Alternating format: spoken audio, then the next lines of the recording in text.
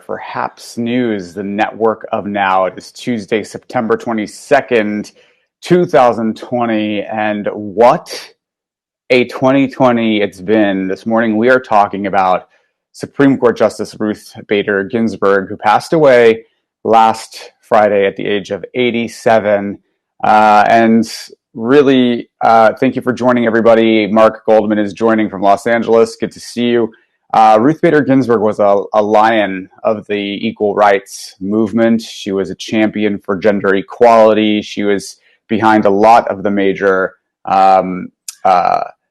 Supreme Court rulings in the last 20 or 30 years, since she was appointed by President Bill Clinton in the 90s at the behest of his wife, Hillary Clinton, for gender equality. And she's a major reason that women have gained a lot of the rights and equal rights that they enjoy in the United States there because of Ruth Bader Ginsburg's rulings, and her dissents have become iconic. And in her 80s, she became sort of an icon, a cultural icon, really a rock star, and really a champion for the entire liberal left wing of the United States. And so her passing on Friday was met with a lot of grief and also almost immediate shock, because Democrats have been worried about this for a long time, Democrats and liberals and people who enjoy progressive values, because Ruth Bader Ginsburg, of course,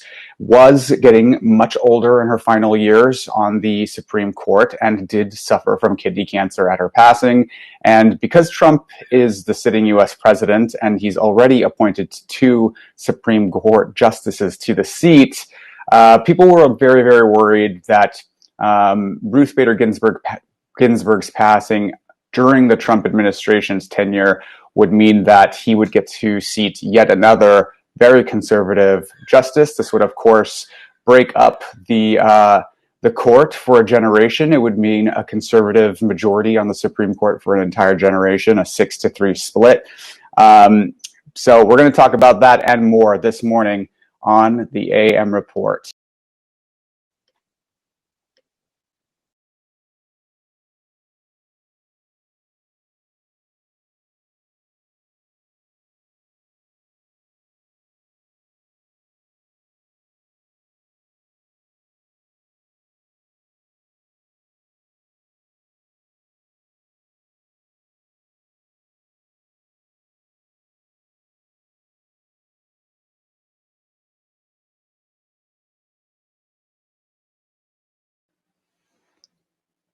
So thank you so much for joining. That's our exciting new intro roll. We're talking about Ruth Bader Ginsburg this morning and her passing at 87 last Friday, and the immediate scramble to fill her seat. Now, Ruth Bader Ginsburg's dying wish, apparently, which was recited to her granddaughter shortly before her passing, it was her, quote, fervent wish, was that her replacement not be seated until after a new president is installed, was her exact language. Now, there is precedent for this, because in 2016, when a Supreme Court vacancy was opened up during Barack Obama's presidency, and this was about 11 months before the 2016 presidential election, President Obama nominated Merrick Garland to the Supreme Court.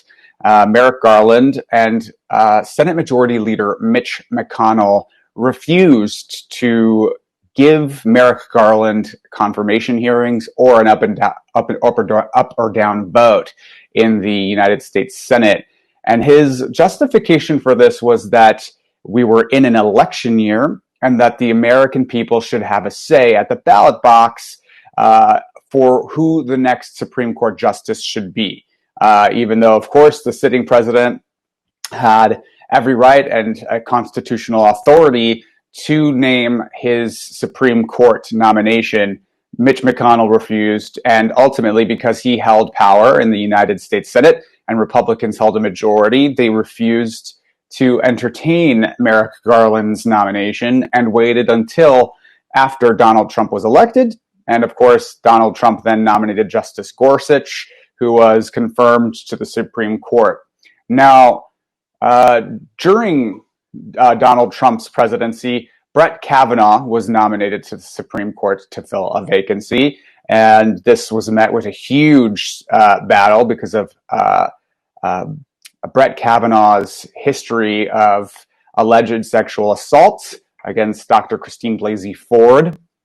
And ultimately, Democrats did not have the numbers to stop that confirmation from happening.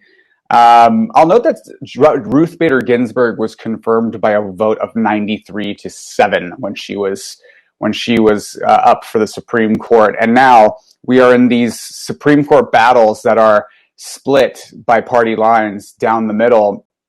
And now we are in an election year. And not only are we in an election year, we are less than 2 months away. We're 40 plus days away from an election, a presidential election that is very contentious. And so roll the tape on all of the Republican senators, including Mitch McConnell, who were saying back in 2016 that the American people should have a say at the ballot box about who should be put onto the Supreme Court. And this was their justification for holding up Merrick Garland's nomination and ultimately refusing to give him a confirmation hearing or an up or down vote. So lots of senators like Senator Lindsey Graham are on tape, on record, saying you can hold this against me. If there is a Supreme Court vacancy in the final year of a Republican's first term in 2020, then we should not vote on it until after the presidential election. Now, of course, he's immediately switching his tune after Mitch McConnell and Donald Trump both announced their intentions to swiftly fill the seat. Donald Trump would like to do it before the presidential election. This is, of course, no one's surprised about that. But Mitch McConnell's almost immediate flip on this, saying that there will be a vote to confirm Donald Trump's SCOTUS pick, was very enraging to Democrats. And here's what Democrats did. In the wake of RBG's passing, they have raised nearly $100 million in the days since Ruth Bader Ginsburg's passing on Friday. This breaks all political fundraising records. It's the most money raised in this period of time. They broke records in terms of how much money was raised in a single hour. And that's because people understand that the Republican Party, I believe they understand that the Republican Party is going to move forward with this nomination and are laying bare their hypocrisy on what they did to Barack Obama's SCOTUS pick in 2016. Peter Bittner says hello. Lucia says hello. Good morning, guys. Foulpunk Peter says vote Mitch out. Yes, I'll note that Amy McGrath, who is Mitch McConnell's Democratic opponent in his Senate election this November in Kentucky, has made a massive fundraising haul following RBG's death and his announcement that he would be replacing Ruth Bader Ginsburg, despite her dying fervent wish that she not be replaced until after the presidential election, which is also the precedent that Mitch McConnell himself set in 2016. So Democrats are furious by this. They were putting a lot of pressure on Republicans like Lindsey Graham, who was on record saying that this should not happen. And now that the vacancy is open, he has totally changed his tune, and he is locked in a very tight and unexpectedly tight Senate race in South Carolina against Jamie Harrison, the Democrat who's running to unseat him, who's raised a massive amount of money since RBG's passing. And Senator Cory Gardner yesterday, Republican in Colorado, who was expected to be one of the people that Democrats could put pressure on to not vote to replace RBG before the election. Cory Gardner announced his intention to vote to confirm Donald Trump's SCOTUS pick without the SCOTUS nomination having even been made yet. We know that Donald Trump will probably announce it by this Friday. We know that it's likely going to be a woman. We know that it's likely going to be Amy Coney Barrett, who is a very conservative judge that was actually appointed to the federal judiciary during Donald Trump's presidency by Donald Trump, actually. who has a very troubling record with women on women's rights. She believes that women should follow their men, their husbands should have rule over them. And so this is very, very troubling, but we know that that's coming. And the Republicans who have said that they will not vote to confirm Donald Trump's pick include Senator Lisa Murkowski from Alaska, who almost immediately came out with a statement saying fair is fair, that she won't vote to confirm. And then there's Republican Senator Susan Collins from Maine, who has also said something similar. That she will not vote to confirm until after the presidential election. Of course, these Republicans would always change their tune and vote during the lame duck session after the presidential election and before the inauguration. But this is what they've said. And so Democrats are scrambling to find two more Republicans willing to change their tune on this. One of the options is Chuck Grassley, who is also one of the Republicans who is on record saying that this should not happen because of what happened in 2016. And then there's Mitt Romney, who was the sole Republican, Mitt Romney, senator from Utah, who was the sole Republican to vote to convict Donald Trump in his impeachment hearings earlier this year in the United States Senate. So, but it's not looking great. I don't think many people are holding out much hope that the Senate will stand with their own precedent and honor RBG's dying wish, which is why the Democrats are feeling very, very mournful today. Falgunk Peter says Mitt said he will entertain today. We'll see what Mitt Romney does. I think Mitt Romney is one of the people to watch.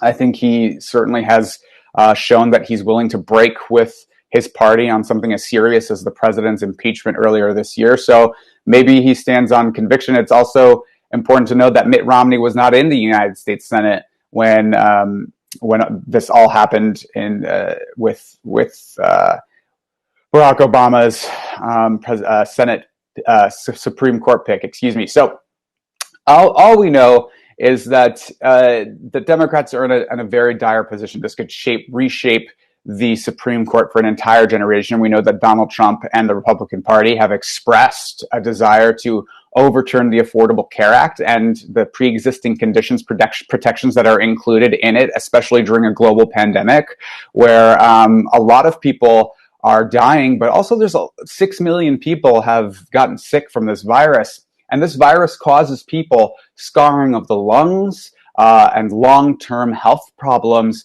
which if those pre-existing condition protections are eliminated and the Affordable Care Act is overturned by the Supreme Court, then people who got sick with coronavirus will now be deemed to have a pre-existing condition and can be denied coverage for healthcare. So this battle just got extremely important. And one of the things that Democrats are entertaining because of the hypocrisy of the Republican Party on this issue, because they are laying bare their hypocrisy, and this is apparently a power grab versus something that is being done with integrity or respect for precedent or respect for the dignity of the institution of the United States Senate. We'll see, but Democrats are saying that one of the options, should they flip the United States Senate, which is very likely to happen in some of these races, and if they take back the White House, that they will have the power and the ability to eliminate the filibuster, which requires 60 votes to end filibusters in the Senate, and then to pass some meaningful reforms that the country is long overdue for, including expanding the Supreme Court by 2 to 4 justices and making Washington, D.C. and Puerto Rico states, which would add 4 Democratic senators to the United States Senate. This is a nightmare scenario for Republicans, and Democrats are entertaining it as a response because of the hypocrisy. If it is true that the American people should weigh in at the ballot box in a presidential year when a Supreme Court vacancy is opened, and it can't be true only when it benefits one party. It's got to be true uniformly. And if the Republican Party moves forward with this railroading of a nominee, then I feel like Democrats would be perfectly entitled by responding in kind and expanding the court by 2 to 4 justices, which is good for representation, and so is making DC and Puerto Rico states. This is just merely good for representation. We know that the United States Senate is already fairly undemocratic of an institution as it is. It allocates very equal voting power to large states and small states, regardless of the population. So you have rural states with very low populations having equal bargaining power in the United States Senate that affects millions of people in bigger states. So we'll see what happens. Nancy Pelosi, House Speaker Nancy Pelosi, has also said that she is not hasn't put away the idea of impeachment of either Bill Barr or Donald Trump to prevent the Senate from confirming a new Supreme Court justice before the election. We will see what happens. All we know is Ruth Bader Ginsburg's passing is a tragedy and has totally upended the 2020 U.S. presidential election in a way that was unexpected and unanticipated, and added to an even more stressful and chaotic year. And the stakes have just gotten much, much higher. So thank you for joining this morning on the AM Report with Alex Mahajer for Haps News, the network of now. If you like this content, if you like this journalism, please consider sponsoring it. Buy me a cup of coffee. You can visit me at haps.tv/@AlexMahajer. We are live every weekday morning at 7:30 a.m. Pacific, 10:30 Eastern, with all of your quick political news and headlines to get your day started right. It is a pleasure seeing you all this morning, and we will see you all tomorrow.